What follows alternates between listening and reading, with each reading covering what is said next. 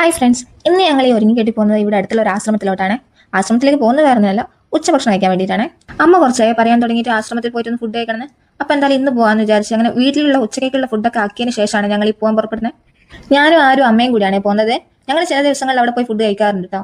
അങ്ങനെ എന്താ ഒരു 2:30 ആകുമ്പോഴത്തേക്ക് ഞങ്ങൾ ആശ്രമത്തിലേക്ക് എത്തിയിട്ടാ. ഇന്ന് സാമ്പാറും ചോറായിരുന്നേ, നല്ല ടേസ്റ്റ് ഉണ്ടായിരുന്നേ കഴിക്കാനായിട്ട്. പിന്നെ അവിടെ എന്ന് വെച്ചാൽ ഒരു സാധനം അവിടെ വേസ്റ്റ് ചെയ്യാൻ പാടില്ല കേട്ടോ. അവർ തരുന്നതിൽ നമുക്ക് കഴിക്കുന്ന ഉറപ്പുള്ള സാധനങ്ങൾ മാത്രമേ അവരുടെ കയ്യിൽ നിന്ന് മേടിക്കാൻ പാടുള്ളൂ. ചിലർക്കൊന്നും അവരുടെ ഫുഡ് അത്ര പിടിക്കില്ല കേട്ടോ, പക്ഷെ എനിക്ക് കുഴപ്പമില്ല, എനിക്കിഷ്ടം. ഇതാ ആരും നന്നായിട്ട് തുടച്ച് കഴിച്ചിട്ടുണ്ട് കേട്ടോ. പിന്നെ അവിടെ കാർത്തിക കിട്ടുന്ന ഒരു പഞ്ചാമൃതം ഉണ്ട് കേട്ടോ, അതെന്റെ ഓൾ ടൈം ഫേവറേറ്റ് ആണ്.